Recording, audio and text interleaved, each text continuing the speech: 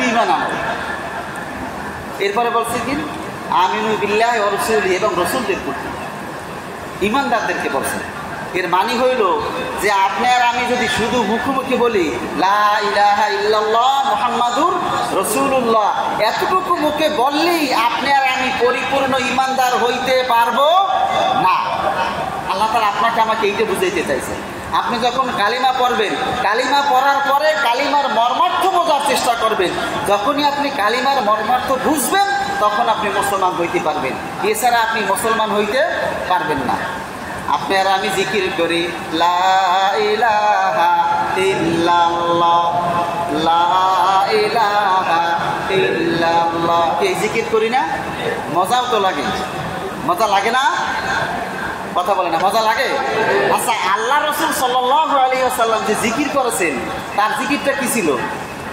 লা ইলাহা ইল্লাল্লাহ, না এর ব্যতিক্রম ছিল? কি এর ব্যতিক্রম ছিল? না, এই সেই জিকিরই আমরা পড়ি। আমরা তো জিকির বানাই না, আল্লাহ রাসূল যে জিকির করেছেন সেই জিকিরটাই আমরা করি। আমরা যখন বলি লা ইলাহা ইল্লাল্লাহ, মানুষ আপনাকে আমাকে ভালোবাসে, মানুষ আদর করে দাওয়াত দেয়, মানুষ আদর করে বড় মুরগিটা দিয়ে যায়, মানুষ আদর করে টাকি মাছ কিনে দিয়ে যায়, সাথে লাউ দেয় খাবার জন্য, দেয় না? আল্লাহ রাসূল সাল্লাল্লাহু আলাইহি ওয়াসাল্লাম যখন তিনি বললেন লা ইলাহা ইল্লাল্লাহ, আল্লাহ রাসূলকে কেউ কি দাওয়াত দিয়েছিল? কথা বলেন, দিছিল? দেয় নাই। কেউ কি উপঢৌকন দিছিল? দেয় নাই, কোনো কিছু দেয় না। বরং কি হয়েছে যে রাসূল সাল্লাল্লাহু আলাইহি ওয়াসাল্লামকে মক্কার কাফেররা, মক্কার কুরাইশরা সারা জীবন আলামিন বলল, বিশ্বতি বলল, তখনই তারা বলল মিথ্যাবাদী। কি বলে নাই আমার রাসূলকে? কথা বলেন, বলে না? বলছে। আমার রাসূলকে বলছে কি? মিথ্যাবাদী। আমার রাসূলকে বলছে পাগল, আমার রাসূলকে বলছে জাদুকর। তিনি তো বলেছিলেন লা ইলাহা ইল্লাল্লাহ। একই কালেমার কারণে আপনার আমি মুরগি পাই, টাকা পাই, দাওয়াত পাই, বড় বড় রান্না পাই, আর কদু খাওয়ার জন্য টাকি মাছও পাই। একই জিকির আল্লাহ রাসূল করেছেন, তাকে বলা হইল পাগল, তাকে বলা হইল মিথ্যাবাদী, তাকে বলা হইল জাদুকর। কেন বলা হইল? তারা কালেমার মর্মার্থ বুঝত। আর যারা কালেমা পড়েছিলেন সাহাবায়ে কেরাম আজমাইন, তারাও বুঝে শুনে কালেমা পড়েছেন। আমরা তো হইলাম আব্দুল করিমের ছেলে আব্দুর রহিম, ঠিক না বেঠিক? সেই জন্য আমরা মুসলমান।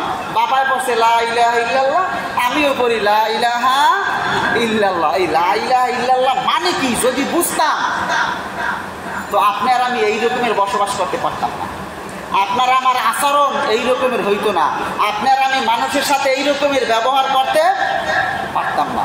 আল্লাহ রাসূল সাল্লাল্লাহু আলাইহি ওয়াসাল্লাম বলেছেন আল মুসলিমু, ওই ব্যক্তি মুসলমান, মান সালিমাল মুসলিমুনা মিন লিসানিহি ওয়া ইয়াদিহি, যে ব্যক্তির হাত থেকে, যে ব্যক্তির মুখ থেকে অন্য মুসলমান নিরাপদ থাকে, অন্য মুসলমান নিরাপদে থাকতে পারে, ওই ব্যক্তি হইল মুসলমান।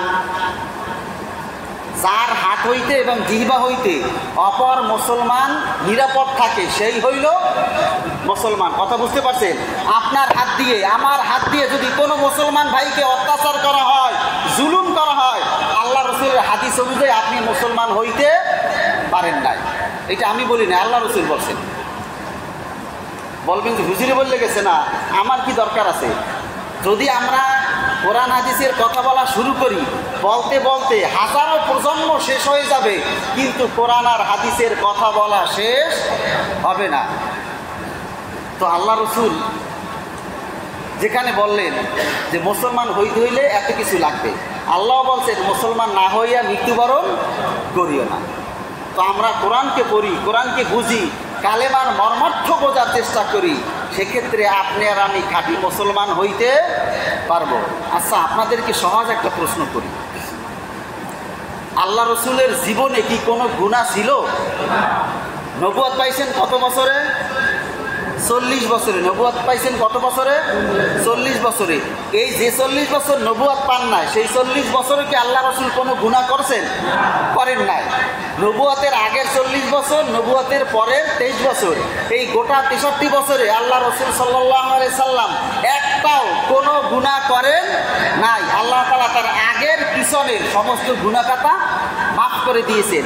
এরপরেও আল্লাহ রাসূল সাল্লাল্লাহু আলাইহি ওয়াসাল্লাম বললেন, ইয়া আইয়ুহান নাস, হে মানব মণ্ডলী, তুবু